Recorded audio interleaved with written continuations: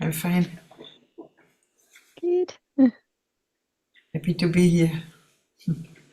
Happy to have you here. Hi, Sarah. Good morning. Hi, morning, Alberto. How are you? I'm okay. I saw your note on ESG about I'm going to Vietnam, enjoying the Okay, Vietnam, good. but not the Okay, Bangkok, good. Just Vietnam. just Okay. Vietnam. Right. We'll see you in Hanoi. See you soon. Yes. Are you going via Bangkok or what route are you going to Hanoi? Yeah, it's via Bangkok, yes. Okay. So are you going on the same flight as Ajahn? No, I tried, Different but flight. didn't manage. Okay. Nothing simple about travel. Okay. We'll see you there soon.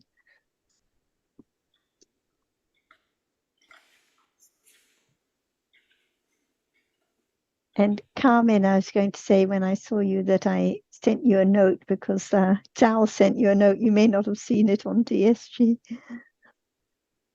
Yes, thank you. I just replied to you.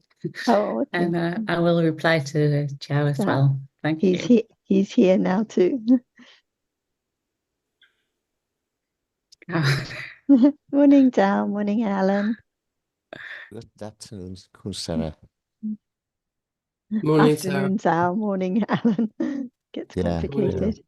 Hi, Lucas. Glad you've made it. You're on time today. Yes, good morning, guys. Good morning. Good. Have you got any topic you would like to discuss today, Lucas? Well, not at the moment. You know, I need to look for my book. I tried to read something before the meeting, but I didn't manage, you know, so Okay. see how it goes. Yes, well, see how it goes. If you want to, even if you haven't read up and just have a few comments to make for a topic, then very welcome. Good to see you anyway. And hello, everyone else. Ajahn, are you here now?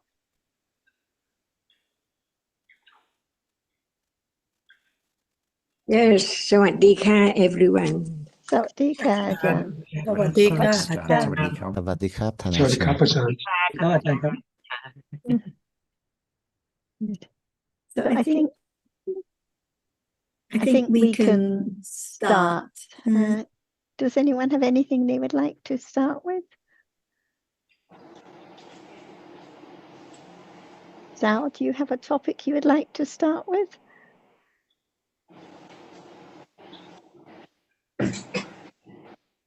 Or anyone else? Oh, we can't hear you, Zhao. Maybe other time, Yes, okay, good.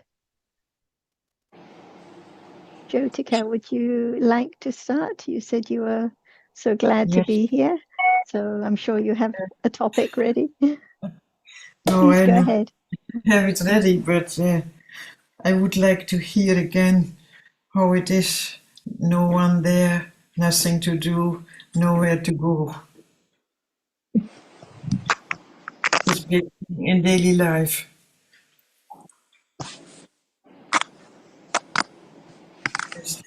So it's like now. Like an overwhelming thing.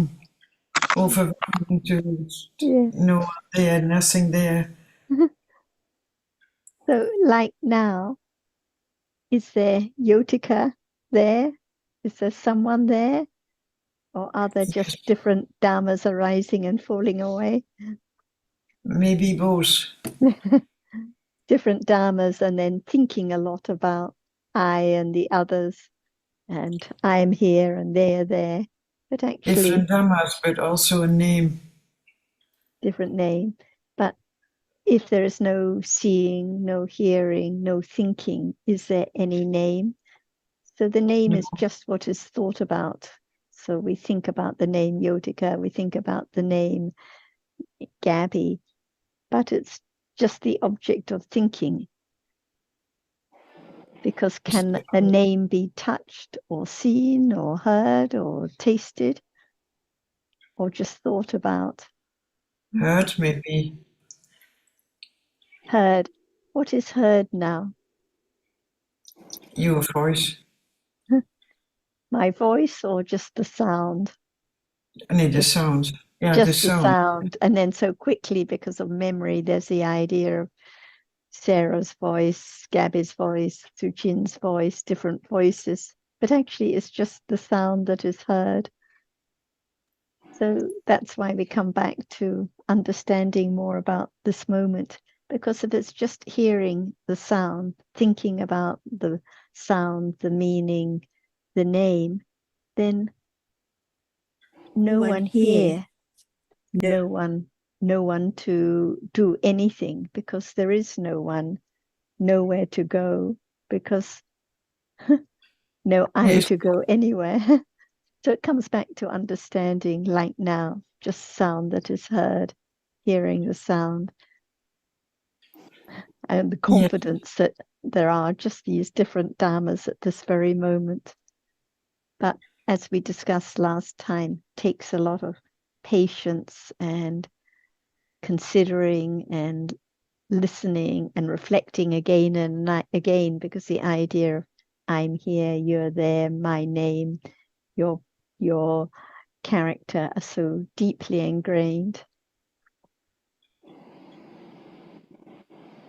And if I could just add a couple of words, Yortika. These little statements you've mentioned, that is, no one there, nothing to do, nowhere to go, Yes. they summarize the knowledge and understanding that has been developed. So you said, especially in daily life, well, in daily life, there may not be any appreciation of the meaning of these short summaries. But it's only when the Dhamma is considered carefully that the truth of no one there can be even grasped at a beginning theoretical level, because obviously most of the time there, if one thinks about it, there is the idea of someone doing something. So what I'm trying to say is one should not be discouraged that the truth of these things is not readily apparent in daily life. But in a situation like this, when we talk about seeing and experiencing visible object rather than a person, hearing, experiencing sound rather than the voice of Sarah, for example, that we can begin to grasp what the significance of no one there. So it can come together. It doesn't have to be so separated, this truth from daily life. Because I live with me and I. Yes. But in fact, there is no one there. So what is moving? Legs are moving. Yeah, but there is always the idea of someone, and that's the point. There is the idea, but is there the reality? The reality is then so far away. And the other thing to consider is that, as we know, what we take for a person, such as ourselves or another person, is just Citta, Cetasika, and Rupas. And we use being or individual as a label, as shorthand for the stream of Citta, Cetasika, and Rupas that makes up each individual. So we can't assume that every time there's a thought of me, that means there's wrong view that needs to be corrected, because it can just be a reference with or without understanding, or with or without wrong understanding. I rather get the impression that, do you think because there's an idea of Yotika doing something that this must be wrong view, but it's not necessarily so. It depends whether there is a view about the way things are in reality, rather than just the way one is referring to things, a situation. Does that make sense? Or am I? Yeah. I try to follow. It's interesting, but I do not grasp it, I think, complete. John, I find that a bit confusing. Would you be more specific about when the idea of a self arises and there's no wrong view? Shall we talk just one moment and one reality at a time? Yes. Okay. Again, what is that we're talking about right now? What reality or what word about it? We could be talking about any of the Dhammas, Citta, Cetasika, Rupa. One by one, right? Yes. So what is Citta? It's not just the word, but it's there right now. See, it's there to be known, to understand the truth of it. That it's right now sees, it sees. So that it is a reality because it arises and see what is seen now appearing, right? Yes, but my question to John was, you see, he was just saying that sometimes when there's a reference to I, that it's not always with wrong view. And I wanted him to explain when that So so we have to consider whether there is I or no I. Yes. Because usually it's always I. But what is the truth of that which is there? Can it be I, or can it just arisen by conditions and gone? What is true? What is there now? Is it I, or just a reality conditioned, arising and falling away? Just realities arise. Yeah. So we learn about the truth. What is it? It's there. But what is it in truth? Not anyone, not I, or thing at all, or anything. But it's there already. What is its nature? At moment of seeing, seeing sees. And what is seeing? It's a reality. It's real, and it can see. Only that reality can see.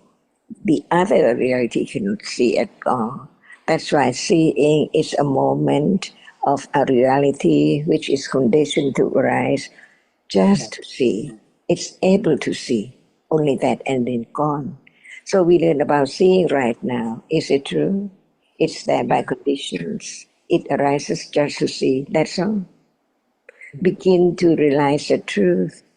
Be truthful to the truth gradually, little by little, word by word, in order to understand the truth of what we are talking about. Just seeing. We don't talk about anyone or anything at all. We just talk about seeing because now there is seeing. Is it known as it's just seeing? Not yet. But the truth is that it's only that which arises to see. That's all. And gone. Not the idea that I'm seeing, not the idea that I see someone, just understanding the reality, one reality which is there, which sees. Is that the teachings of the Buddha about the truth of whatever is there? to be known when it's there only. When it's gone, it cannot be known. When it hasn't arisen yet, it cannot be known.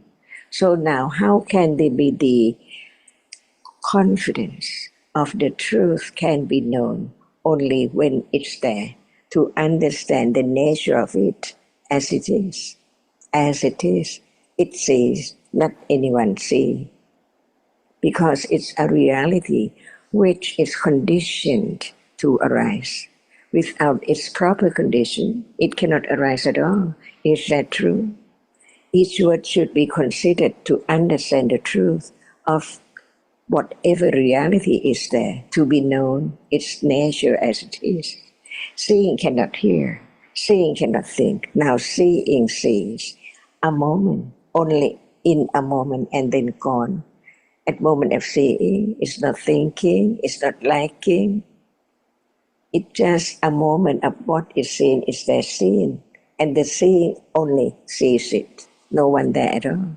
Begin to consider whether where's the I, the idea of I, if there's no seeing, can there be the thinking about I am seeing? Impossible. But no understanding of the truth of a reality which is conditioned to arise, to experience only that which is there impinged on the eye base, not at the back, on the sides, left or right at all. Is that true? Just consider to understand the truth, to have a little more truthful to that which is there as it is. Viriya Parami is there, Khanti Parami. Not just be patient, not to be angry or to be akusala, but just more than that, to understand the truth of what is there at moment of beginning to be truthful to the truth. So now, being truthful to the truth of seeing, it arises by conditions, and it sees, which means experience only that which impinges on the eye base. Is that true? Little by little, stage by stage, to let go the idea of I in life, accumulated, uncountable eons, to be moment of beginning to consider the nature of that which is there to be considered. Otherwise, what can be considered when it's not there? It's just thinking around, thinking about this and that by different manners, that's all. But it's not there as so true that it can be known, that it doesn't have any shape and form at all. It's just that now sees. No one can experience the seeing when it does not show up. But that which is seen is there all the time. And everyone forget about seeing. Just attend to the characteristic of that which is seen, taking it for something, thinking about it, so many sorry about it, and so on. But what about the seeing each moment in life now? Is it true? Just begin to be truthful to the truth. That's why it's not just someone say that it's so true and you just believe, but to consider the truth, whether it's true or not, about seeing, just about seeing in a moment, and the other moment when it's not seeing, it can be known too, because it's there. It appears, and study the characteristic of that which appears as it is. So it's not I who try so hard to experience it, because the moment of courage, the moment of viriya is there. No one, but even that is conditioned. Otherwise, it cannot arise at all. Each moment of whatever is there arisen, it's there by conditions already. Otherwise, no condition for its arising at all.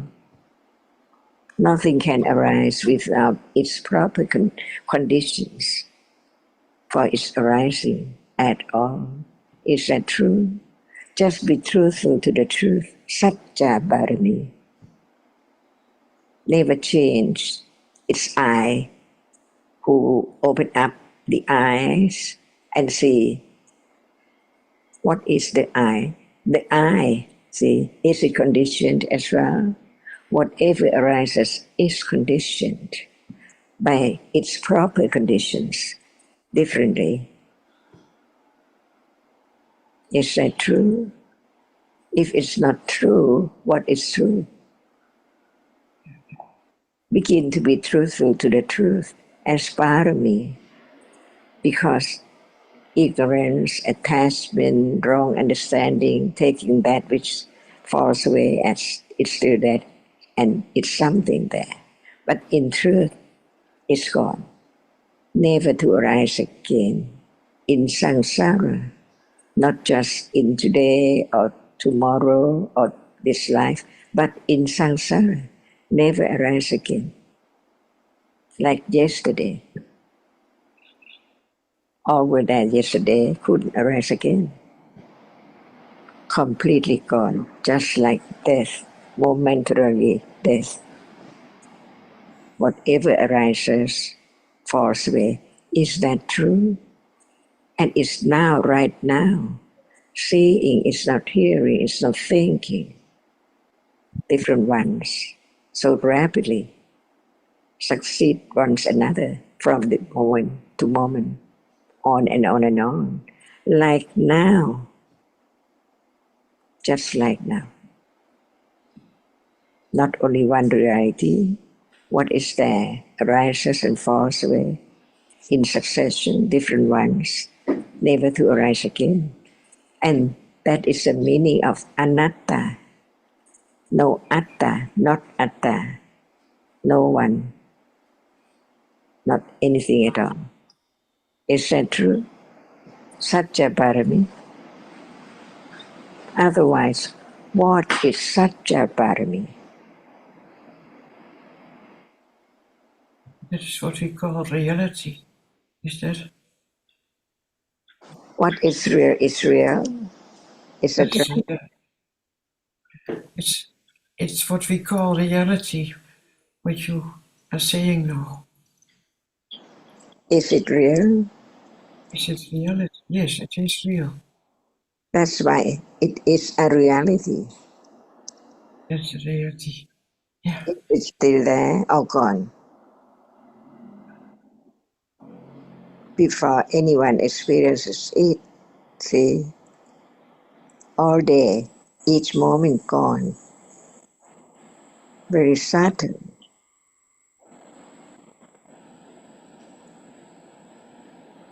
very deeply unknown. Now, see, arises and falls away, never be the same at all. Is it true? This moment is not previous moment, in split seconds. Is it true?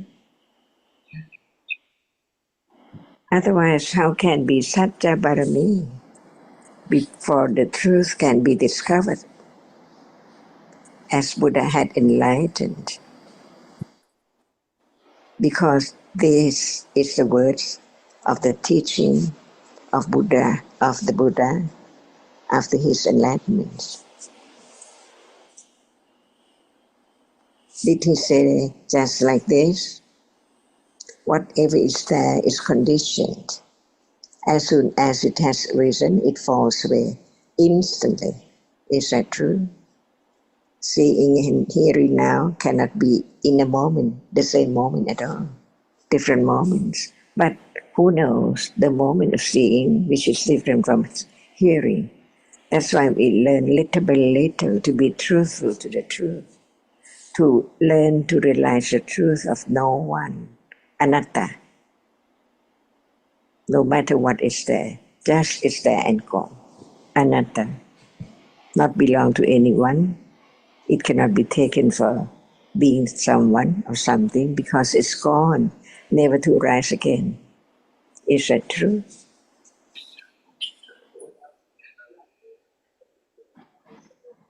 But a channel is all the time there's only coming, going, coming, going. Is it true? Is it wrong? Or what is the truth? of what is there now appearing, begin to attend to the truth of what is there as it is, little by little. Seeing is not that which is seen, and in a day there's attending to the object which is seen. No interest to understand that which sees at all. Is that true?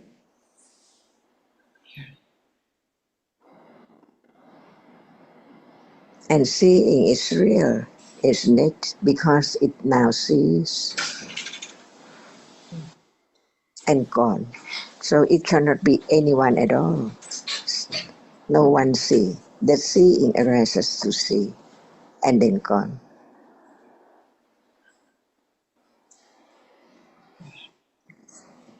Just have more truthful to the truth. Be truthful to the truth. On and on. Begin again, begin again, begin again. To just move closer to the truth which is so close. Now it's there.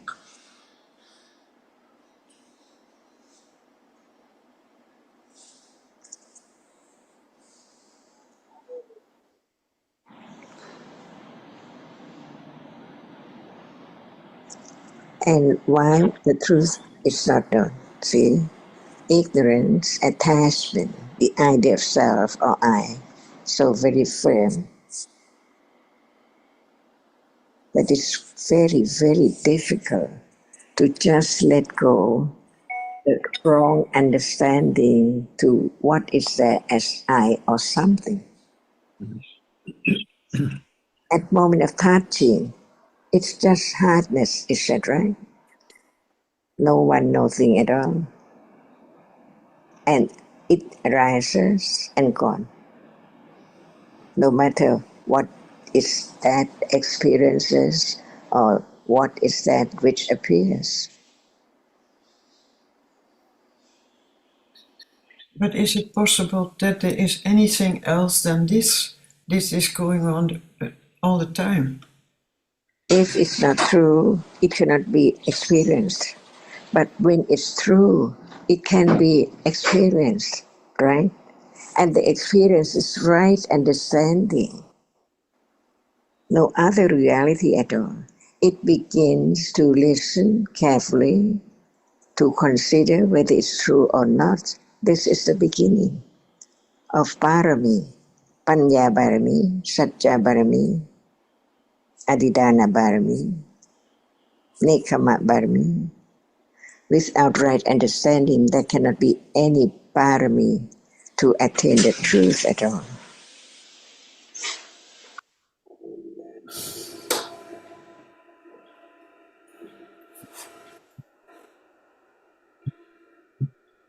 And the point that was being mentioned earlier, which Betty was asking about, it's not the words, like Ajahn gave the example last week about I went to the hospital yesterday. It's not changing the language. It's Yotika sitting here, Jonathan sitting here. It's not about the words. It's about the understanding of what is right now, the understanding of seeing now, the understanding of hearing now. Like you mentioned, your friend had talked about dhammas and adhammas and a kind of idea of those who don't meditate, it's adhamma or something like this. But what the Buddha pointed to was the actual dhammas, the actual realities that can be understood. And he stressed again and again that all dhammas are anatta. So no matter what conventional language we're using, no matter whether we're thinking about going to the shops or not, there are just different dhammas arising and falling away by conditions. So life carries on as usual. We recognize the different friends, but begin to understand that most of the time there is taking the different realities for something, for someone, but actually there are just different dhammas arising and falling away. And the Satya Parami is being sincere or honest about what actually is in life now, to be known now. And this is the only way that all the answers are provided, by understanding a little more about seeing right now, hearing right now, which just hears sound. Seeing just sees what is visible, no one there at all. So it has to come back to this moment again and again to understand what is true now. So while we talk about different names and think about Jonathan or Sarah or Suchin, actually this just seeing, hearing, thinking about different ideas. So it's all the time these two levels together. So the Levels more, is yes, the more understanding there is of Paramatta Dhammas, absolute Dhammas, the more understanding there is that whatever else are just concepts conveying meanings. So everyone has to use concepts, everyone has to communicate. The Buddha had to communicate, but with no misunderstanding about what is true, what is to be understood now. So no conflict at all. The more understanding, the more one is clear about the distinction between absolute truths and conventional truths.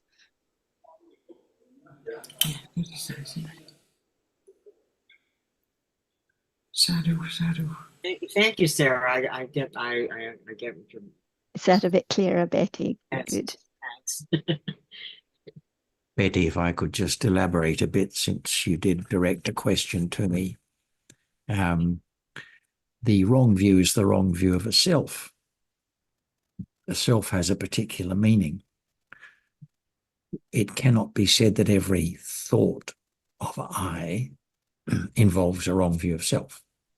Okay. Because the enlightened being will still have the thought of I and you and he, and it can be just a label, just like a name is a label for a different individual. That can be used with or without wrong view. Of course, we have a lot of wrong view accumulated. That doesn't mean it's present all the time. And this is the point, that there will be occasions when there's wrong view of a self, or some idea of practice which is conditioned by the wrong view that is held. But the use of a pronoun, excuse me, doesn't necessarily imply wrong view. And for example, we've discussed this before, when there is conceit, there's a strong idea of me and my interest or ability, or whatever. And when there is strong conceit, a lot of strong idea of me and mine and who I am. But as we know, there's no wrong view at those moments. So it's not so much the label, as Sarah said, it's the understanding that lies behind the label.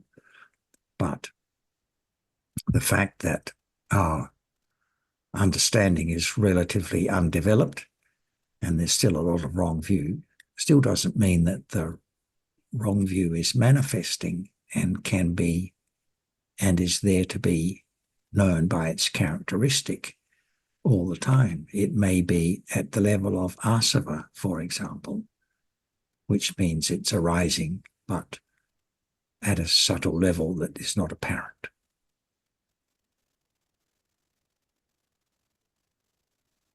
Yeah. Okay, thank Does that you, make John. sense? That makes it more clear. Thanks. Thanks, Betty.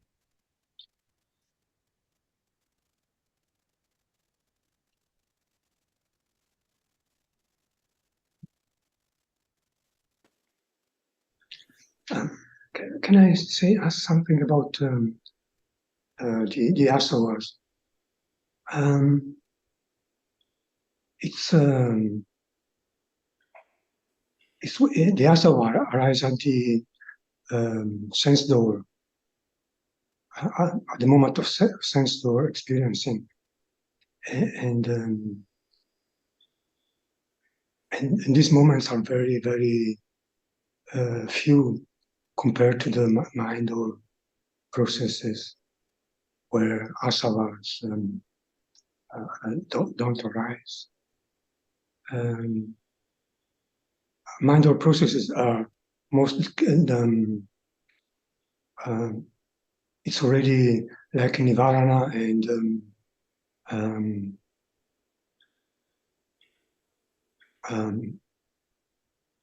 are more how you say, are more recognizable because of the clinging of to the object, which is not there anymore, but the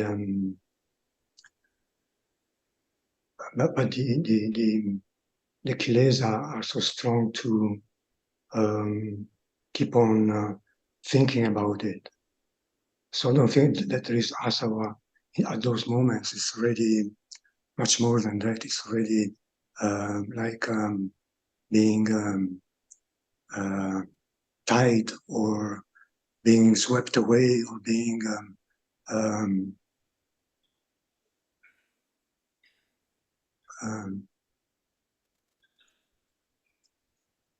flooded by the kilesas.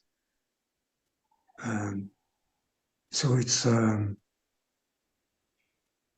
what at the sense door is just like a very slight to the mind, or it becomes very strong and it can be perceived and can be known more easier than through the asavas through the sense doors, I think.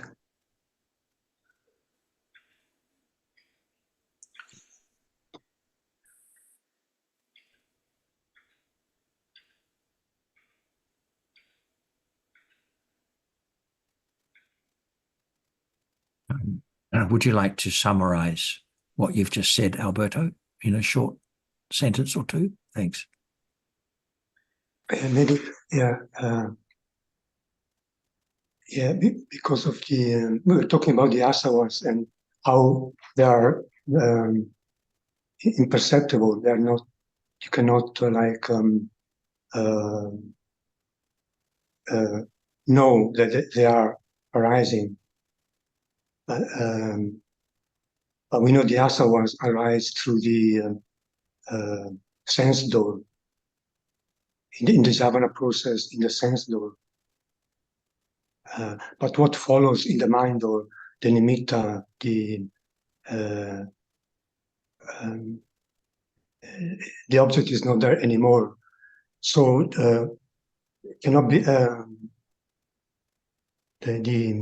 the intensity of the kilesa must be more stronger because the object is disappeared, but the kilesas keep on clinging to it, keep on thinking about it, and we have different stages of or different strength of the akusala. So are you suggesting that the asavas don't arise in the mind door process? They only arise in the sense door process. Is that the gist of what you're saying? Yeah, they can arise only in the first process of the mind, or when the mind or experiences the same object as the sense door. But after that, it's not the reality anymore. It's the concept. What about when there's strong lobha in the mind door? Can't there still be the asava, did asava for example, arising, intermingled? In the mind, or? Yes. I don't think so, no. Why not? Why, yes. That's their characteristic, isn't it? That's why the Buddha talk about the asavas, because they ooze out all the time, unknowingly, unbeknown. I don't think it's it's ever said that they mainly appear just in the sense door and they don't then appear in the subsequent mind door process. But Ajahn may wish to speak more on this point. Yeah, I think we better ask. Arise, not appear. What about that which is now appearing? Is it known or not yet?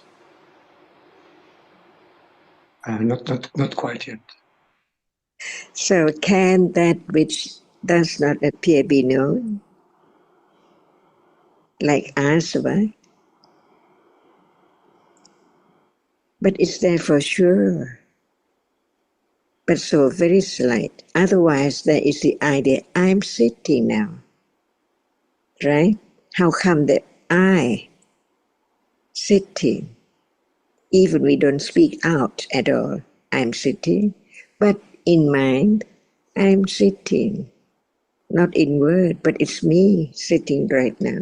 Is that right? Yeah, yes. And without asava, how can there be such very, very sticky idea of I'm sitting? No matter I'm lying, I'm walking, I'm seeing, I'm liking, it's there all the time. So many processes, 100,000 uncountable, as soon as one just opens one's eye. How come many reality, each one has to impinge on the eye base? If it's missing, there cannot be such shape and form to be taken for what is there as usual, taken. So at moment of understanding, it let go ignorance of all kinds of states. Even asava, no need to try to have less asava or to eradicate asava, but at moment of what is there understood stage by stage, asava is less and less too. Is it right? Yeah. So no need to try to eradicate anusaya or asava. At moment of understanding, the asava or the anusaya is not there accumulated because of understanding is accumulated. So I think that what can be known, what can be realized, has to be what is there now, beginning to be understood so very gradually to let go the idea of I see, because seeing is there. We don't talk about that which does not appear or show up or apparent, like asava, but we just talk about what is there can be known. Panchatavara vachana cannot be known. Sampatichana santirana, can it be known? Not at all, but it's there.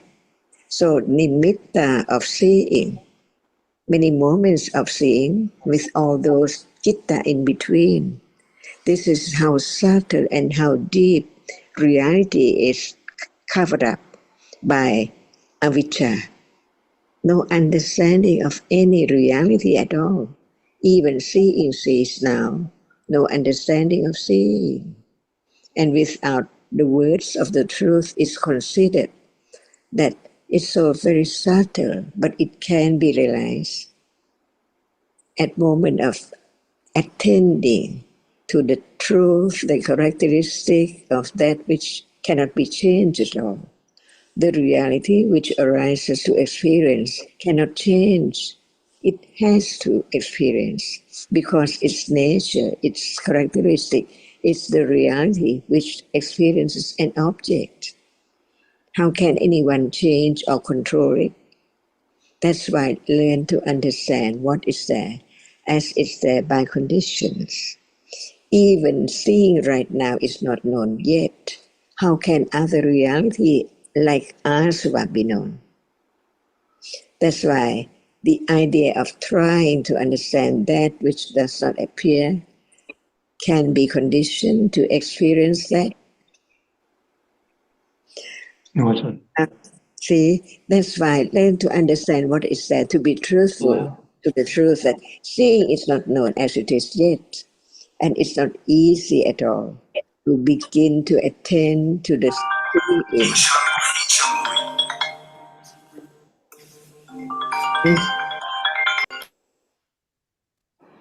As just a reality, it's so real it says.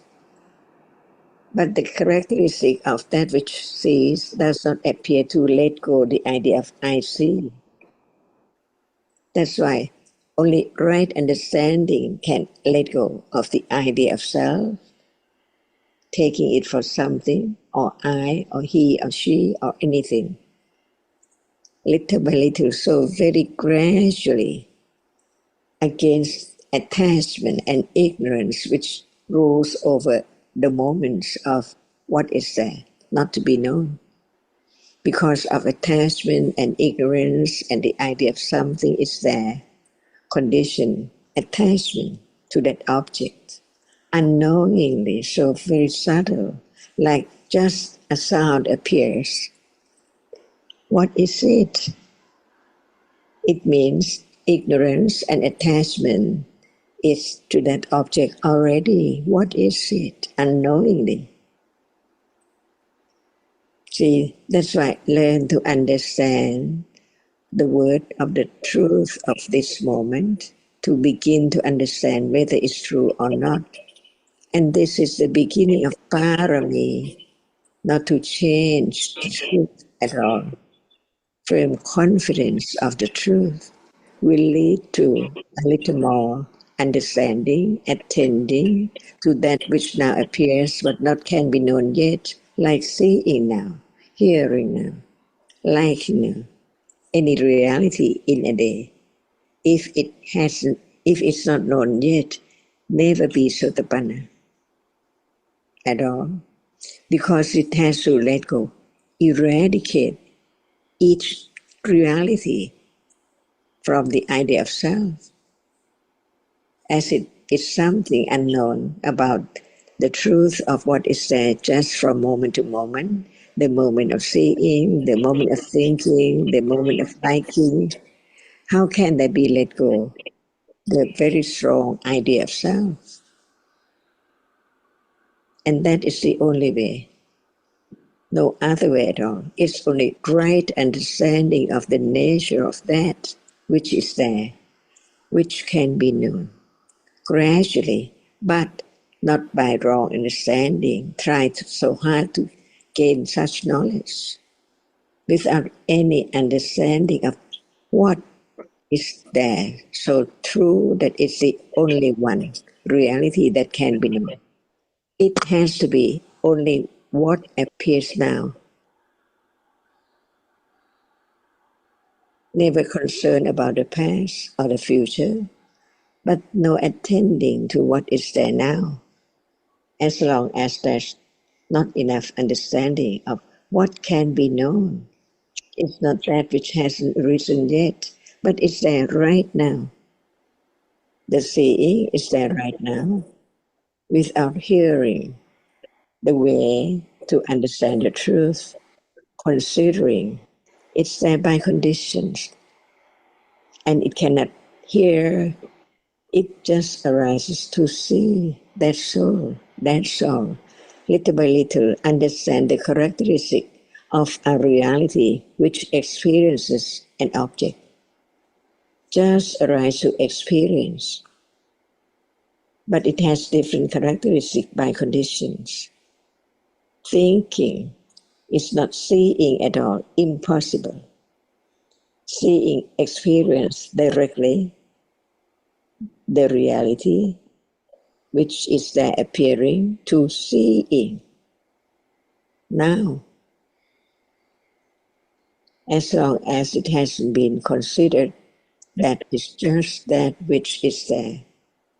No one, because it's only the reality, which is only one reality that can impinge on the I base.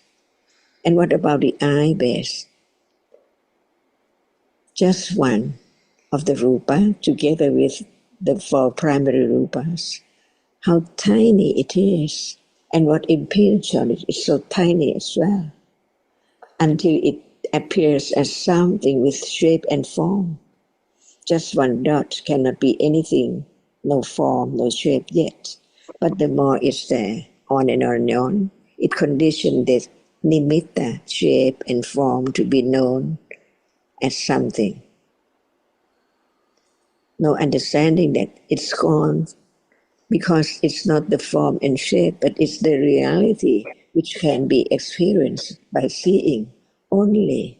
See, the more understanding of the truth, the more confidence of the truth, of no one at all. It's only a moment of what is there, conditioned, arising and falling non-stop by conditions, no end at all. Samsara keeps on going, rolling on, no one.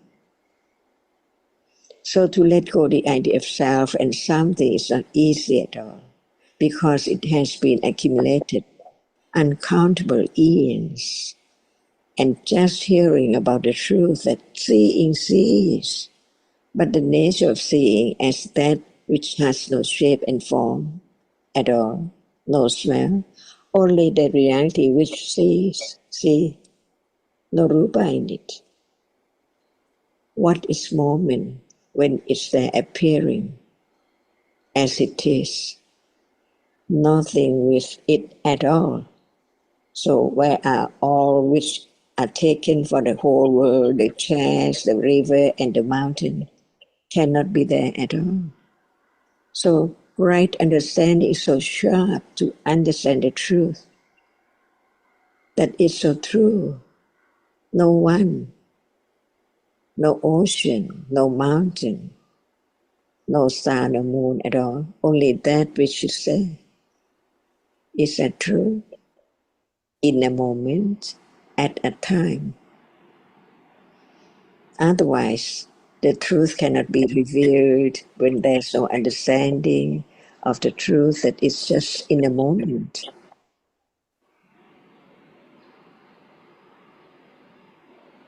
Just, is it true?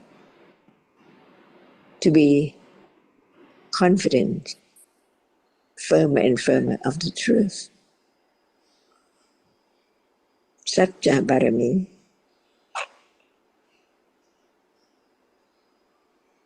If it's not one at a time, it's not true. It's not. It's just. Right. Yeah, because it arises and falls away in split seconds. So what appear must be only nimitta of one characteristic of a reality. For example, how many moments of seeing right now? But seeing is seeing, nimitta of seeing, to be attended, to consider carefully about just one characteristic of a reality which appears at a time. Because now, not yet the understanding of seeing, no attending to the reality which arises, no shape, no form, and all, just sees and then gone all day, every day.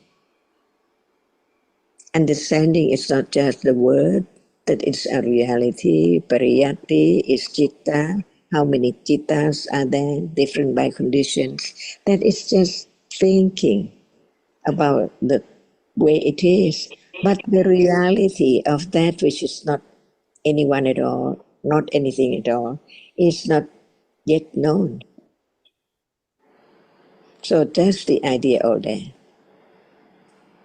all the time, about this and that, how come to be this, how many conditions, and how many citta and cetasika, how many dhatu, and so on. But what is there, the reality which experiences just only that. And it appears too while the other realities do not appear. So attend to the characteristic which appears.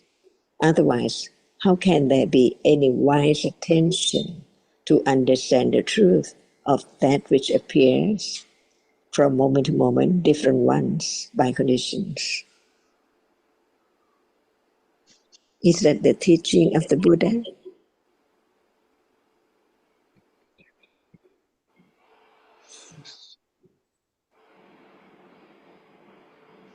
Or did he say to try to think about this and that, or to understand the truth stage by stage, pariyati, patipatti, pativeda, without very firm confidence of the truth? There's no condition to attain to the characteristic, to be aware with right understanding of the truth of what is there, right then, by conditions. By conditions, condition more confidence of anatta.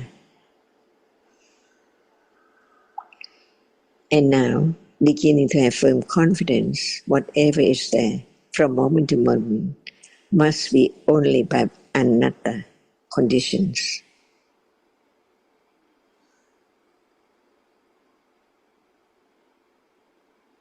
Is this the way to let go the idea of I am thinking, asava is there, I'm sitting, I'm lying, see? Asava can be understood that it's there, unknown. Because what is known, even seeing, is not known yet.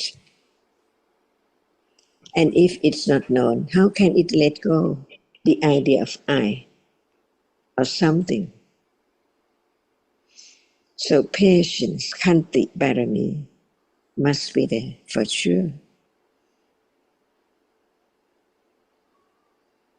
It has to be in. Yes, please, Kunzana. I was going to say, Alberto, I think part of the misunderstanding is because we hear that so quickly, even in a sense door process, 3 moments after seeing, the asavas are there, the kamasava, the clinging to the sense object, the vijasava, the didasava, and the bhavasava just so quickly can arise when it's still the visible object that is being experienced. But that doesn't mean that they don't arise so quickly afterwards, even when in the mind or process, when it's just an impression of shape, an impression of form. Still, the asavas arising, completely unknown, the completely unknown ignorance and clinging to that shape, that color, that form, that idea, even before there is any thinking in words. So, as Jonathan said, it's oozing out all the time. We don't need to look for it or try to find it, but not just when it's the reality in the sense door process being experienced or the first process afterwards, but when it's the nimitta of the object, when it's panyati, when it's impression of something, someone, somewhere there, the very, very subtle attachment that's not known, the subtle ignorance that's not known before, as you mentioned, when the attachment is so strong and is nivarana and is apparent. So very, very common, as Ajahn mentioned, thousands of mind door processes in between sense door processes, even when we just say a couple of words now. So much asava unknown.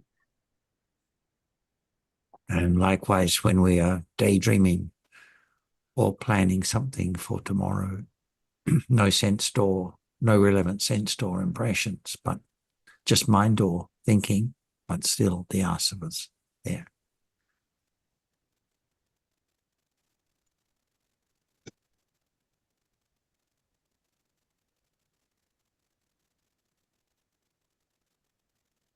It's a good reminder. It's so helpful to know, even now during Dhamma discussion, so much avijjasva, subtle attachment, subtle ignorance, subtle attachment, subtle wrong view, impressions of someone, something all the time, oozing out, unknown.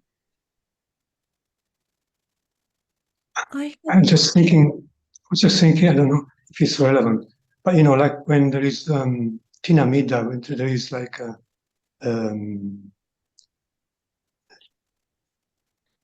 sleepiness, that would seem like a asava, but it's nivarana already. So it's subtle the way that we perceive asavas or obstructions or I mean, I understand what you're saying, but I still think that it's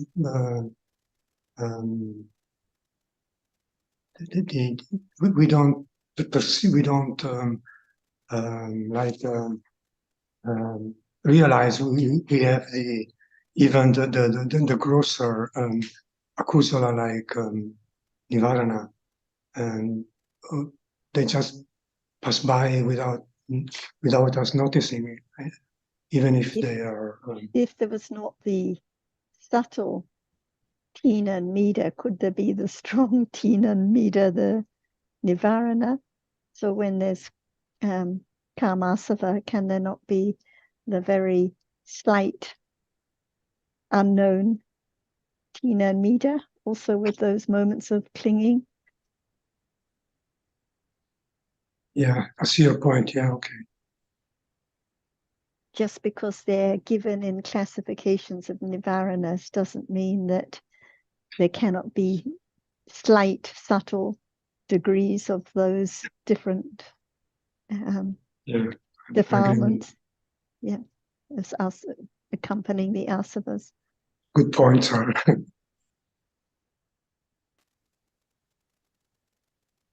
I was wondering, sorry to interrupt, because we can talk about the characteristic of each Dhamma separately, and also the general characteristic. This is anicca, this is anatta, and this is dukkha.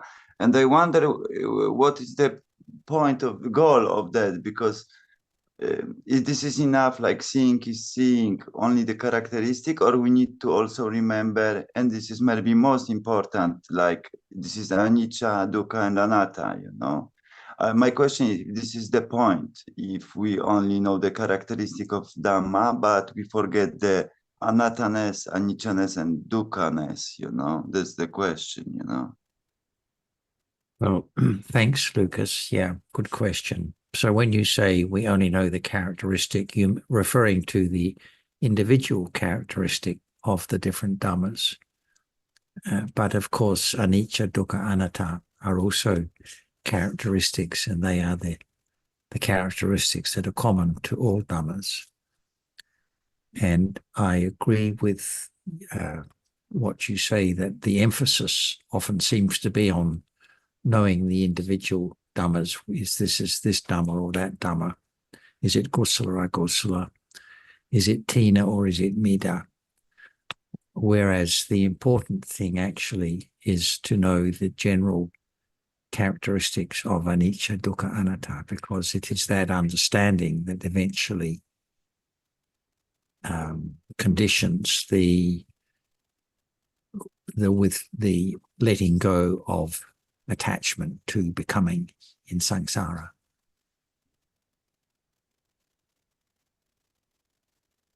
If there's no understanding of seeing now, can there be any understanding of its impermanence or dukkha nature? If the understanding hasn't been developed on and on of the characteristic of the seeing itself.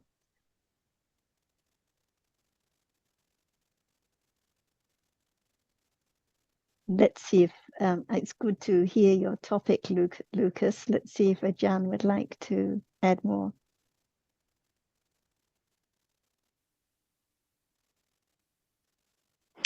Please say it again, your question. Tanajan, the question was like, because we wonder, we think of the characteristic, like a specific characteristic of every Dhamma, and the function and the proximate cause manifestation and yeah, so but it's one thing, and I wonder where is the point of that since because we may forget the general attributes like anichaness, anataness, and dukkhaness, because I think this is the point of studying the Four Noble Truths. Yeah, my doubt is about that the attributes of Dhamma like. Specific ones, you know, if there is really a point to know them without knowing the general characteristic, you know. Yes, without characteristic, how can it be known? Yes, that's the point. And but itself, does it help to only know the characteristic and not know, for example, because it's one moment at a time. So as I understand, when we have in mind the specific characteristic or function or manifestation, whatever, then we can't at the same time know the general attribute, isn't it? So That's why the characteristic itself shows the anothernness. Even the yeah, rising and falling away has to be one characteristic of a reality at a time, right? yes.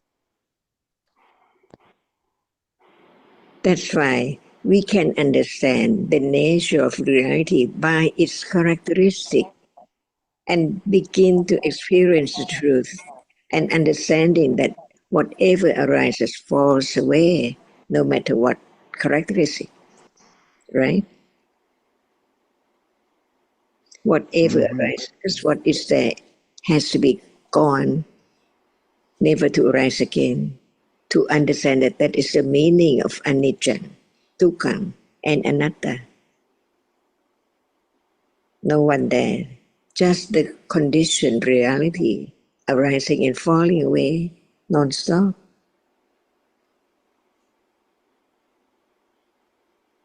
By conditions, anatta, see? But not understand the anattanness. That's why it's taken for something very important.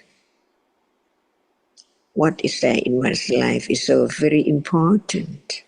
Happiness, pleasant feeling is so very important. But in truth, they are all gone. And if there's no understanding of the different reality by different characteristics, how can it be known that it is different ones at a time, conditioned to arise and then gone? Is it true? Beginning to understand what is that? They are impermanent, just appear at a moment and then gone. What is seen is there at moment of seeing only. Without seeing, it cannot be the object appearing as something at all. And in truth, it cannot be anything because it's just the way it is, that which is seen. Now, what is seen now is real. It's a reality. It's that which can be seen. But at moment of hearing, it's not there anymore. It's gone, unknown, because it appears as it's there all day. The plate is still there, the room is still there, the flower is still there. But in truth, just a moment of seeing what is seen gone. And then so many moments later, there is seeing again, and what is seen is gone instantly. And this is the truth. Learn to understand the ultimate truth of what is there as it is nothing, not anything, not anyone at all. Is that true? Beginning to understand the truth of life, of what is there as life from moment to moment, not permanent at all. It just is there only at a moment when it appears. See? And even the moment of appears, so many moments to be appear as something. Is that true?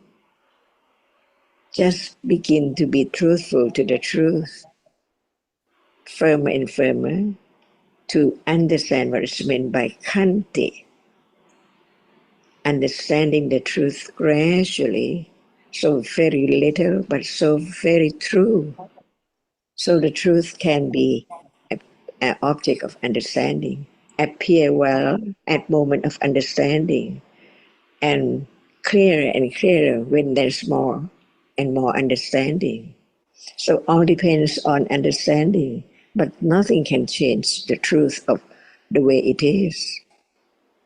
It's gone, no matter who knows it or not right now. But begin to consider life. It's just a moment, in a moment only, and gone, never to arise again. Is that true?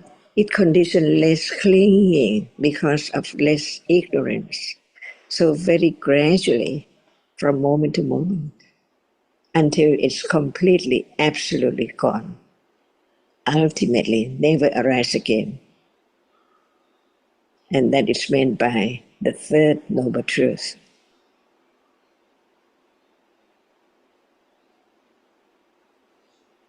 Is that true? Patience, courage, virya, all other, with understanding that is so very subtle. It develops so very gradually, that which has been accumulated in eons and eons of eons. And how can it be let go instantly? Impossible. And nothing can let go. Wrong understanding and clinging. Only understanding itself. Nothing to be done. Understanding itself works its way. Without understanding, more ignorance and clinging, and all kinds of akusala accumulated on and on and on, darker and darker. So dark, never understanding the truth. But light understanding is the highest or the best or the great light, because it can understand what is there in darkness. Is there darkness in between seeing and hearing right now? To be truthful. But it does not appear. That's why it does not appear well. How can anyone understand it when it does not appear well? But when it begins to appear little by little, more and more, better and better, clearer and clearer, less doubt about the truth, little by little. It's real. Seeing now is so real. It's there now, so real as it is, but no understanding of the nature of seeing. So it's I see. Even not in word, but asava is there. I all the time. Something all the time.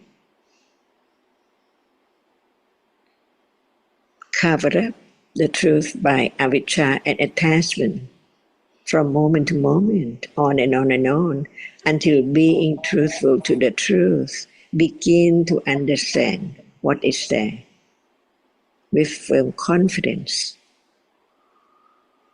It cannot be changed, and that is Satya Barami.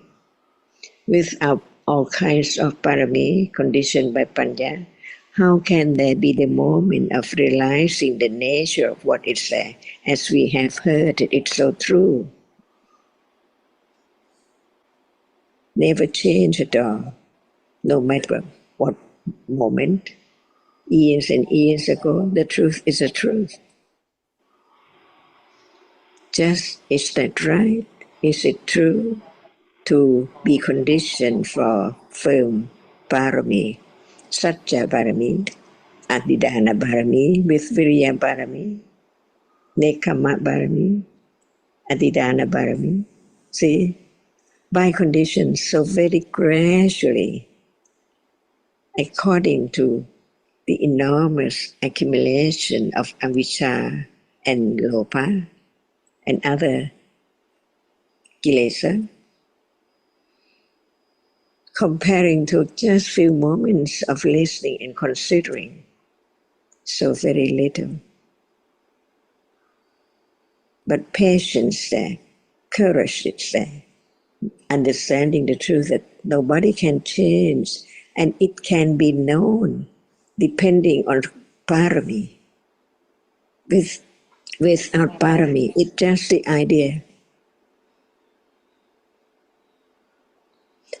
As long as what is there in daily life is not known as it is, as Dhamma, there can never be enlightenment.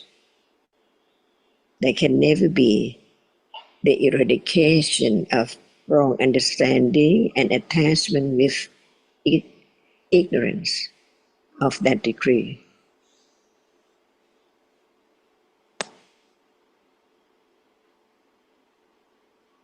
Is it true?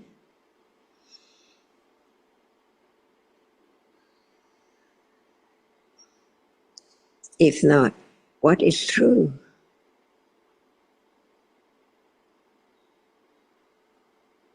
Is that the way to understand the truth because it's so true? Listening carefully, and it will condition the wise condition, the wise attending to the characteristic of seeing right now. Gradually, no one can make it arise. Only understanding from moment to moment, from time to time, it's there. No shape, no form, just experience or just see. Just hear. Just think. Just like see. All are realities, conditioned realities. That's why Buddha taught for 45 years. Each word is so true, conform with what he talked about by different aspects of ayatana, of dhatu, of ariya satya, of paticca samuppada. See, all are dhammas, anatta.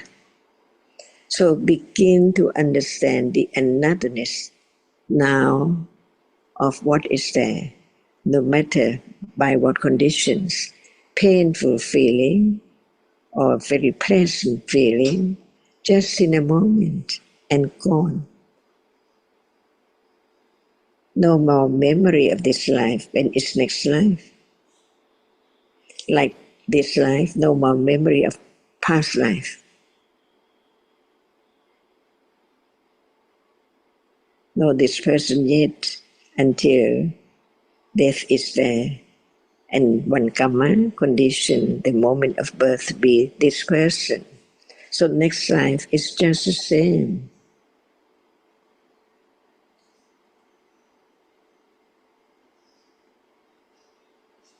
So what is there in life gone instantly, all the time, unknown until the end of this life. No more memory about this life. But what are there in this life from birth to death? Condition next life to have more interest in understanding the truth from now as condition for the other moment, next life, on and on. Is that true? And this is the only way to be the subtle letting go of clinging to what is there as something or atta. So very gradual, the understanding of the truth of what is there now. Be truthful on and on and on, more and more and more, to realize the truth. Seeing is conditioned and gone. Just one dot of the visible object impinged on the eye base. No one there at all. Without thinking, can there be anyone or anything? Is it true?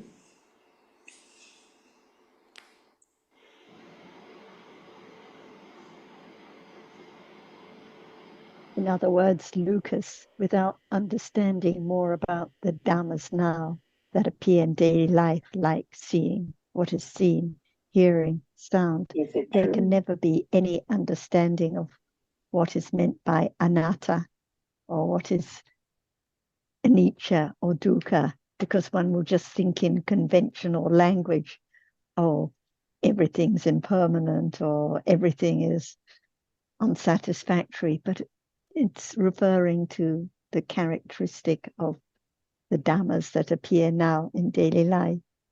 Seeing now, clinging now, each one is dhamma, each one is anatta, and it's gone instantly, impermanent. So it all comes back to understanding the realities now. And dukkha, people think of dukkha as unpleasant, just unpleasant feeling, but without understanding different realities, there cannot be any understanding that what is impermanent is dukkha. Whatever arises now is unsatisfactory, not just the unpleasant feeling, but the pleasant feeling too, the kindness too, the clinging too. Whatever arises is dukkha. So they refer to the same realities. And I think Eve was trying to say something a little earlier. Actually, it's nearing the end of the discussion. I am having a bit of a cold, but I wanted to ask Tana Jan about yes, referring to the asavas and those dhammas which are hidden. They can only very directly be understood because of how asavas condition akusala and so on. So I marvel at the breathtaking wisdom of the Buddha. And the question is, how is it that the Buddha could know this, to actually write this and teach this? Thank you. The truth is the truth. It's so true, depending on the interest, whether one is interested in understanding it or not at all. So the one who is interested in understanding, just consider it, what is there, again and again and again about the nature of that. And before becoming enlightened, the Buddha to be had listened to the previous Buddha, many Buddhas before. He could attain enlightenment as Arahata if he has no decision to become the Buddha, Samma Sambuddho, which it takes quite longer time to be rather than being Pacceka Buddha.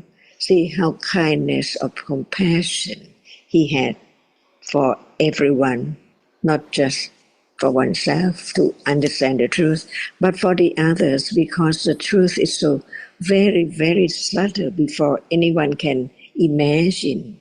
For example, in truth, when it appears, only one characteristic as not one moment, but the nimitta of one characteristic, like seeing right now. Many jittas before and in between each process not show up at all, but it's there. So now it's the nimitta of seeing. That's why we are in the world of nimitta each day, right? Only the world of nimitta, no understanding of the truth, but take nimitta as eye of people and things and the world, before there can be the understanding of just one reality. And how long will it take for Buddha to realize the truth of seeing now arising and falling away? See, it takes quite a long, long time. But is it true? Just hearing the truth and considering whether it's true or not, that is the beginning of anyone who develop right understanding to understand the truth, which is so true. Not anyone can do anything to attain enlightenment. Impossible. Only understanding develops gradually from one moment to another moment, this object to the other object, whatever is there as it is. And that's the way of everyone to attain to the truth which is there, very, very impermanent, but not known as it's not there anymore, because the next moment, the next object covers up the loss of the previous one. That's why we don't have to think so long about what is there, but listen to the word of the enlightened one to understand whether it's true or not, whether it's not known before at all, whether it's true that it can be known. That's the way. Otherwise, how can there be understanding of what we think about years and years ago up to now and on and on? It wasted time not attending to the nature of that which is now, that which can be known, only that which can be known right now. What is there? Only. Is that true? So what is the point in life? Because death can be any moment, right now, or this evening, or tomorrow, or next year. Who knows? What about life before death? Is there any understanding how much ignorance and other akusala accumulated from moment to moment, from life to life, still on, keep on, never be eradicated or eliminated at all? See, just consider the word of truth, whether it's true or not. And that is not I or anyone, but it's the moment of understanding, and understanding the benefit, the precious reality which never arise before hearing the truth of the teaching of the enlightenment. See? So if we still keep on thinking about the past or the future, can there be any understanding of the arising and falling away of what is there right now? No. Getting just closer to the truth. What is seeing? Where is seeing? Is it far away? I see the mountain. Or seeing is just at the base, eye base. That's why there is the word opanayiko. Get closer and closer and closer to what is it now. So close. No need to go anywhere, because it's there already to be known. But since it's not known, what can be known? So consider carefully, only that which is there now can be known, not far away at all, so close. The eye is here at the eye, the ear is at the ear, not outside the body.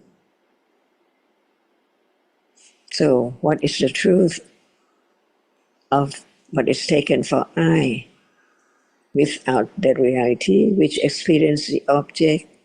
Can there be the idea of I or the feeling of I? Without the body, can there be seeing the rupa? Without the eye, the ear, the nose, the tongue, can there be the experiences of the taste and the sound, smell? Just consider the truth, that's all. That's the way right understanding develops in its own way, anatta. Not by anyone's control, not by anyone's wishes, just by conditions.